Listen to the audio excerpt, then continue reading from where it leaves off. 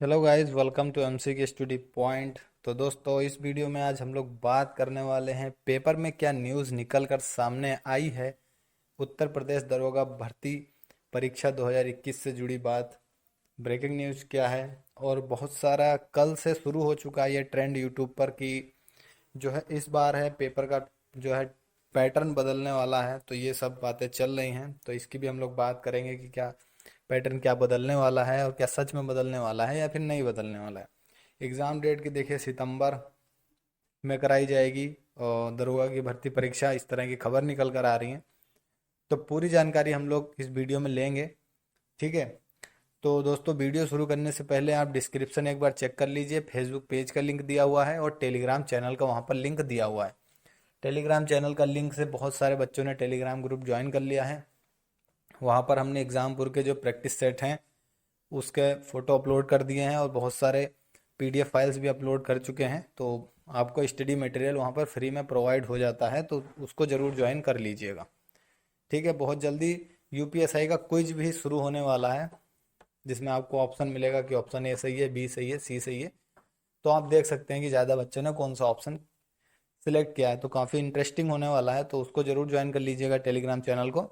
Link description में दिया हुआ है और ज़्यादा से ज़्यादा शेयर कीजिएगा, जिससे कि जितने लोग भी एसआई की तैयारी कर रहे हैं वो सब आकर उस क्विज में अपना पार्टिसिपेशन करेंगे, भागीदारी करेंगे। तो आपको पता चल जाएगी कि हाँ, कितने बच्चों का ए ऑप्शन सही आ रहा है, कितने बच्चों का बी ऑप्शन। मतलब आपको इसका भी अंदाज़ा लग जाएगा कि मान लीजिए ग्रुप में 500 बच्चे हैं, तो उसमें से कितने बच्चे गलत ऑप्शन सेलेक्ट करते हैं। तो आपको इतना पता चल जाएगा कि आपकी तैयारी कितने बच्चों से ज़्यादा अच्छी चल रही है, ठीक है।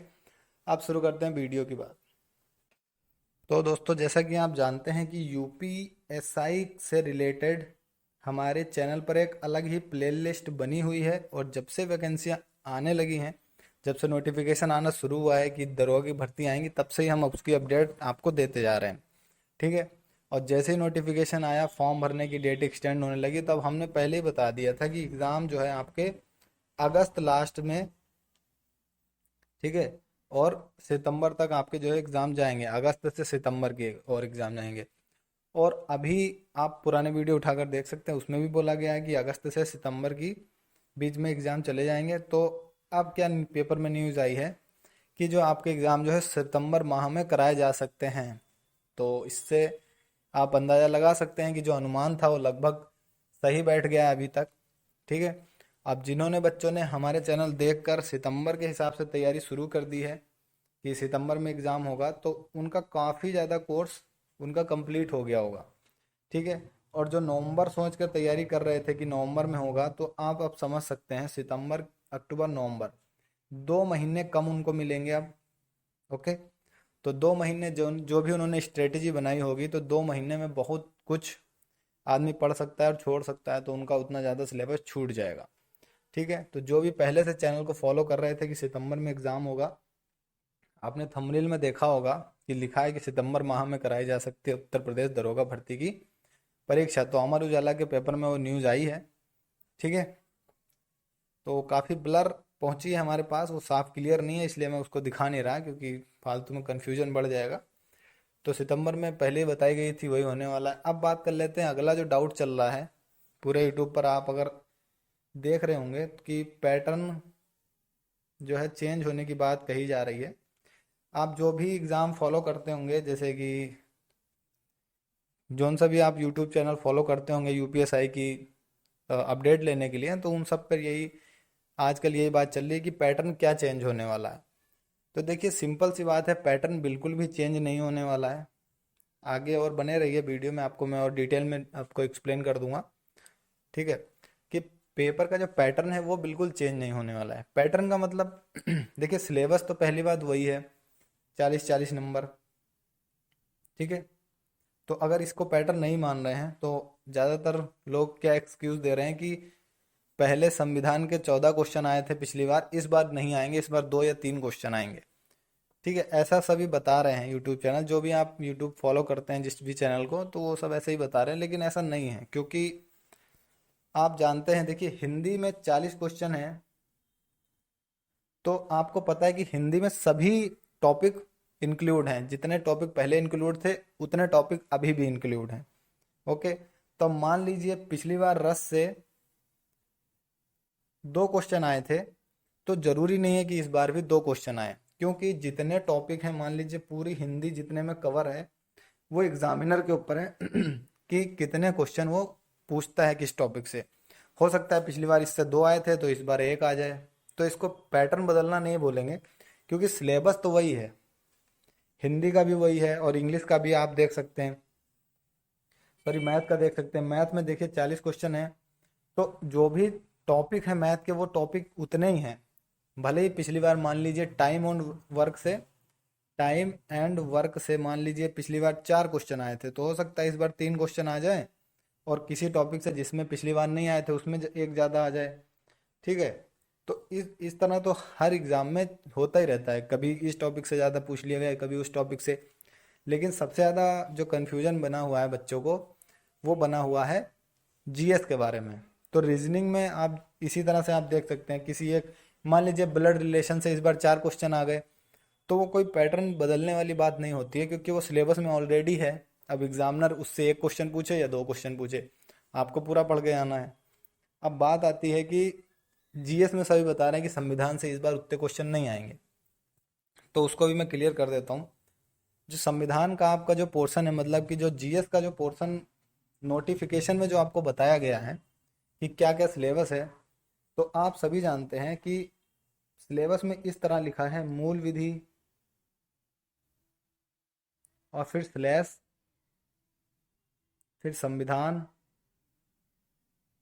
और फिर जीएस। ठीक है, तो आप समझ सकते हैं टोटल ये कितना बनता है। ये 40 क्वेश्चन इसमें से आने हैं। ये 3 पार्ट में डिवाइड है, मतलब कि जो मूल विधि के आपके होंगे वो 1/3 क्वेश्चन होंगे 40 क्वेश्चन के। ठीक है, तो आप समझ सकते हैं कि अगर 13 क्वेश्चन भी, देखिए पॉइंट में तो क्वेश्चन आएगा नहीं, एक पूरा इंटीजर में क्वेश्चन आएगा। ठीक है, तो 13 या 39 होता तो लगभग 40। तो आप ये समझ सकते हैं मूल विधि से ही 13 क्वेश्चन आने फिक्स हैं, क्योंकि वो सिलेबस ही बटा हुआ है, 3 भाग में बटा हुआ है, 40 क्वेश्चन आने हैं, तो 1/3 1/3 1/3 आएगा मूल विधि से 13 क्वेश्चन। अब मूल विधि भी अपने आप में देखिए, आईपीसी हो गया, ठीक है, सीआरपीसी हो गया, तो इन सब से मिलाकर क्वेश्चंस पूछे जाएंगे। सिर्फ यही नहीं आएगा कि धारा 28 में कौन सी है, धारा 308 में कौन सी है, धारा 378 किस लिए लागू होती है। इस तरह से 2-4 क्वेश्चन इस तरह से पूछे जाएंगे सीधे सीधे, और 2-4 क्वेश्चन पूछे जाएंगे जो कि लैंग्वेज के होंगे, जो कि सीआरपीसी के होंगे, कि कानून किस तरह से लागू करना है, किसी की गिरफ्तारी के लिए क्या प्रावधान है, ओके, चोरी के लिए क्या प्रावधान है, लूट के लिए कितने साल की सजा का प्रावधान है। इस तरह के क्वेश्चन बनेंगे। और इस तरह के भी क्वेश्चन बनेंगे कि गवर्नर के नहीं होने पर कौन उसके लिए जिम्मेदार हो सकता है, उसकी पावर किसके हाथ में है। जो मूल विधि का जो पूरा सिलेबस है उसमें से 13 क्वेश्चन बनेंगे। ओके, और कुछ अब संविधान की बात कर लेते हैं, तो उसमें से भी 12-13 क्वेश्चन बिल्कुल बनेंगे, क्योंकि 1/3 पार्ट संविधान को लिया गया है। संविधान मतलब इसको देखा जाए तो पॉलिटी से इसको डिनोट आप कर सकते हैं कि पॉलिटी से, पूरी पॉलिटी से 13 क्वेश्चन जरूर आएंगे। ओके, क्योंकि संविधान में इतने अनुच्छेद हैं, इतनी धाराएं, इतने भाग हैं, ठीक है, इतने संशोधन हुए हैं, तो 13 क्वेश्चन कुछ भी नहीं है उसके सामने। और बाकी सबसे ज़्यादा डिफिकल्ट यहाँ पे पड़ जाएगा आपका। देखिए, अगर आप मूल विधि और संविधान पढ़ कर जाते हैं तो 26 क्वेश्चन आप कर सकते हैं, जो कि पास होने के लिए 35% काफ़ी है। लेकिन अगर अच्छे नंबर लाने हैं तो आपको जीएस पे ही फोकस करना होगा। तो जीएस पे आप 13 क्वेश्चन समझ सकते हैं। तो जीएस का 13 का अलग हम लोग देखें, तो इन 13 क्वेश्चन को करने के लिए आपको क्या करना होगा, फिजिक्स, केमिस्ट्री, बायो, जिसको क्या बोलते हैं, जनरल साइंस बोलते हैं। ठीक है, ये हो गया। और साइंस और टेक इसमें आ जाएगा, साइंस और टेक हो गया। और देखिए कंप्यूटर से रिलेटेड, सूचना प्रौद्योगिक, ठीक है, इस तरह का ये सब एक ही मानकर चलिए, ये साइंस और टेक में आ जाता है। इसलिए आपको पूरा कवर करना होगा। और आपको ज्योग्राफी पूरी कवर करनी होगी। ठीक है, इसके बाद आपको हिस्ट्री पूरी कवर करनी होगी। उन 13 क्वेश्चन को करने के लिए आपको ये सब पूरा करना होगा, ठीक है। और अब ये ज्योग्राफी हो गया, हिस्ट्री हो गया, उसके बाद क्या आ जाता है, उसके बाद देखिए आपकी पॉलिटी तो उधर संविधान में उधर काउंट हो गई, तो पॉलिटी इधर नहीं आपको पढ़नी है क्योंकि संविधान वाले पार्ट में उसके क्वेश्चन पूछे जाएंगे। अब क्या बच जाता है यहाँ पर, इकोनॉमी हो गई, ठीक है। इकोनॉमी में देखिए वाणिज्य और दूसरे देशों के साथ व्यापार, ये सब उसी में काउंट हो गया। और फिर क्या हो जाता है, इकोसिस्टम हो जाता है, जैसे कि इकोसिस्टम में भारत की कृषि वगैरह ये सब भी आ जाता है, और कृषि व्यापार वगैरह ये सब भी आ जाता है, कौन कौन सी क्रांति हुई, कौन कौन से अधिनियम हुए। तो इस तरह का जो काफ़ी जो ब्रीफ हो जाता है, तो जिसने भी पहले से तैयारी कर रखी है, जो जीएस की तैयारी करता रहा है पहले से, तो उसके लिए सिलेबस कुछ नहीं है, क्योंकि हिस्ट्री भी और पॉलिटी भी वो लोग पढ़ते रहते हैं, उनको सिर्फ मूल विधि पढ़नी होगी। ओके, तो पैटर्न में कोई चेंज नहीं है। आप देख सकते हैं कि जीएस में 3 पार्ट डिवाइड हैं, तीनों से बराबर बराबर क्वेश्चन पूछे जाएंगे। बस हाँ ये है कि मान लीजिए ज्योग्राफी से 3 क्वेश्चन आ सकते हैं, तो हिस्ट्री से 4 की जगह फिर इस बार 2 दे देगा। तो इस तरह से ऊपर नीचे क्वेश्चन होते रहेंगे, लेकिन जो पार्ट डिवाइड है, मूल विधि 1/3, संविधान 1/3 और जीएस 1/3, वो पैटर्न वही रहने वाला है। ओके, कोई भी डाउट हो तो आप पूछ सकते हैं, हमारे टेलीग्राम चैनल जरूर ज्वाइन कीजिएगा। मिलते हैं अगले वीडियो में।